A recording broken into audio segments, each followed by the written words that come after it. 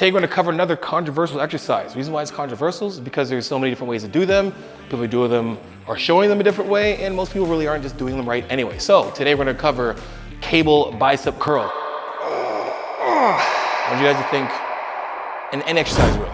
Think from the ground up, always. I'm going to say this all the time, think from the ground up. Now, the reason why I say this is because I want you guys to understand how to use your body weight as leverage and being in the right position to be able to do so. It would be similar to me trying to explain to you what your center of mass is. Basically, your center of mass is just you in a position where you are completely balanced. Right now, my center of mass is right here.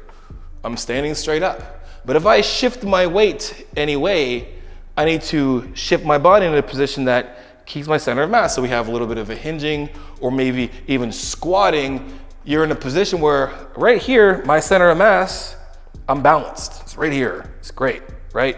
Now, when we're doing this, a lot of you guys are just thinking about pulling here. I want you to think about pulling yourself into the floor to give yourself some leverage. I'll say leverage a gazillion times. Now, I'll give you an example before we actually even set up. I'm just gonna grab this weight here. Now, right now, if I walk back, for me to walk back, a lot of you guys probably do this because some of you guys are using too much weight to begin with, and you're already doing it. But you're kind of doing this thing, and I see people do this, and they're, you gotta pull the weight. Like right now, it's pulling me forward, but I'm pulling myself into the floor to keep myself balancing back. So if I think about that, when I'm actually pulling, I'm gonna use that for my advantage for me to be able to actually pull this thing all the way up. Now, where does this need to be? Well, it needs to be in a place where you're going to have tension at the bottom of the lift, right? At your bottom range, you need to have tension. So whether it's all the way at the bottom like this, right? We wouldn't want to have it all the way up here because, well, that makes no sense, right? I have to walk all the way back like this and do curls here, and I really don't recommend doing like this. Making sure the weight is at the bottom, right? Obviously being here, close to the weight, close to the cable, doesn't make any sense because when I start lifting, I'm obviously gonna hit this. And why is this so heavy? Right here, not gonna work, right? So we wanna back up a bit, right? Now that we are in position where right now, another big cue is let the cable or the machine pull you into position. So right now, if I let my body completely loose, well, my arms, it's just naturally gonna pull me down. My job from here now is to get myself engaged from floor to core, so when I get in this position, I'm active and not passive. Passive just kind of being here, then trying to lift the weight up after, right? I wanna be in an active position here. So, walking out a bit, I'm going to hinge my butt a little bit to create a little bit of leverage so I'm balanced. And now, shoulder pressure. How easy it will be for this? Well, the weight's already pulling me to the ground.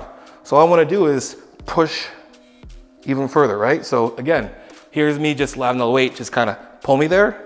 Here's me actively pushing. And right now, I'm stuck into the floor. Now, as soon as I wanna lift, when I'm trying to lift this, my goal is to continue shoulder pressure.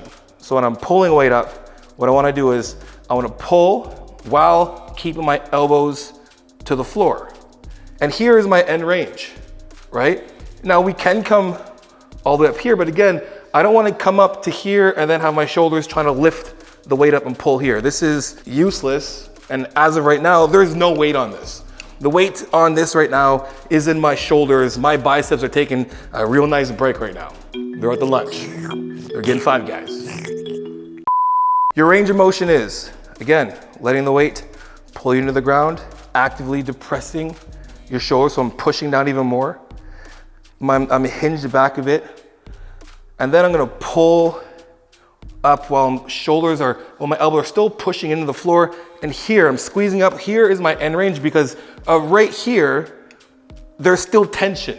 If I held myself here for a bit, I'd be getting tired. I'm getting tired right now, actually. Here's your end range. And then back down, letting the weight pull you down to finish position, actively pushing back down. And you can see my arms are on, they're engaged, they're not relaxing. So while we're pulling again, think about pulling yourself into the floor. While I'm here, from floor to core, I'm tight, shoulders depressed. And then I'm pulling up, tight core, pushing my elbows to the ground and squeezing from here and then letting it come all the way back down to a stretched position. Just like that. You don't have to come close like this and then doing like a spider curl, right? Unless you're doing that on purpose. Again, if you want the most amount of tension, have this weight coming out already. We're already here active. If you want your best bang for your buck, here's what I like to do while using this. So the ropes, again, we're looking at trying to kill two birds, one stone. We want to get the entire bicep working, right? Not only do we want this to look nice and big, but we also don't want to leave our forearm out of this, because then you have some weird looking bicep, these little skinny. I don't know if you can actually do some editing and have a big ass arm and some skinny. It'll look weird, right? So we want to get this involved. And how we're going to do so is we're going to start in a hammer, right? Your neutral position or hammer grip, right? When we start to pull, is going to incorporate our brachioradialis, which is like a fancy way of saying your forearm. This big hunk part here that you see when you flex and it looks really nice. You know, when you do pictures and you're like doing this, that's how you actually do it. You do this, guys. You do this, you don't point this way, you pronate. See how it pushes that arm out and you're like this and you point to your boy like that. And you get this massive out-angled arm. You're welcome. Back to that position before, we pull the weight out. There's already tension on the weight. There's already tension on the cable. I'm actively depressing my shoulders by letting the weight pull me away, but actually guiding it still by pushing down. And when I pull up, I'm gonna pull from here, and I'm gonna finish at the top, spreading it apart and down. I'm gonna pull this weight from here, right? I got a hammer curl going, and then I'm gonna start to pull my pinkies and start supinating and pulling up. And you'll feel a nice little squeeze at the top and the bottom. And do it again. Hammer curl it up and finish. Now I'm not saying pull it like this. Don't do this, please. All I'm telling you to do is go from here. And while you're going up, you're gonna start to supinate straight through. And on the way down, you're gonna be in the supinate position, and then you're gonna go back to that hammer grip and straight to here. You're gonna cover this entire part like this. That's a great bilateral way to do this. Bilateral is another fancy way of saying both arms. Right now, there's another way you do this. A lot of you guys have definitely seen people use the cables for curls like this. We've seen this before, right? We've seen people use it, over in here. Oh, nice, right? And then we're back here and we're doing them like this and we're, right? And I see this all the time, right?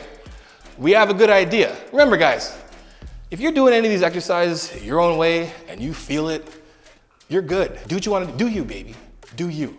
I'm just showing you guys a way that might be better or maybe even easier for you to understand and connect with, right?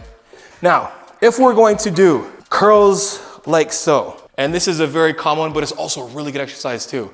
I want you guys to get this one right. Using your feet as leverage to be back. We don't want to sit there and be like leaning like here, like we're doing like, ski jumping. We're not doing this, right? I'm active in a position where I'm still a little hinged. And I'm gonna let my arms stretch back like this too. This is great right now. But I also don't want to have these things just pull me back and I'm just kind of like here and it's like, and then just trying to lift it up this way. When I'm setting myself up, I'm gonna set myself up for success right away. So yes, I'm gonna be in this position here, but I'm gonna be here and pushing away.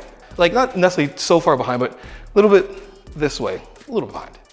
And then you're gonna try to push your hands to the floor while keeping your chest up. What are you doing? You're doing shoulder depression. Your lats are getting engaged and then to keep yourself in position. So when we do this lift, we wanna stay here. And all you wanna do is make this bad boy here move from here to here. And how can we make sure that we can keep tension on the bicep from here to here is gonna be in how far you walk out and how far you decide to pull your arms through. So our full range of motion will be like this in our setup. So do like me. I'm gonna pretend that I'm at the gym. I'm gonna do some bicep curls today. Oh shoot, they're already there, nice. Right away I'm gonna get my chest up. I'm gonna walk out a little bit. Not too far, you don't wanna walk all the way out here. Man, just don't do that, right? Just walk out far enough where you feel tension, right? So I've walked out a bit. Now I'm gonna push my hips back a bit. I wanna be active here. I wanna make sure that I'm grounded. I can feel the ground from here. I wanna have a little leverage. Think of doing a calf raise, right? I feel myself positioned from here, and then I'm gonna let my shoulders get pulled to the ground, but I'm gonna actively push them down to the floor as well. As you can see, I'm active from here. And then from here, I'm gonna curl to here. And I have a ton of tension on my biceps right here.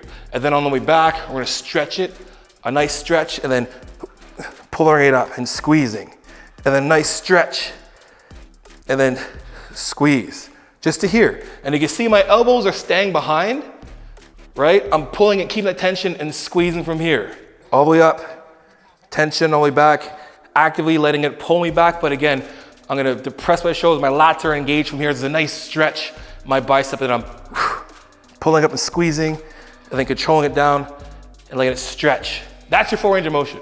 We wanna do that while adding a load that lets you do about 4 sets of this, 10 to 20 reps. You can do it as a default set, basically a straight set of just 10 to 20 reps. Find a way that you're gonna fail and continue at that rep for the remainder of the 2 sets. Or if you want, you can do 3 drop sets of this and you'd be completely fine. Remember, full range of motion from top to bottom. That's it for today, guys. Anyway, guys, check out the videos, get my ebook, and we'll see you next time. You know how it is, iron sharpens iron, progressive overload your life. In the meantime, keep dream chasing. Peace.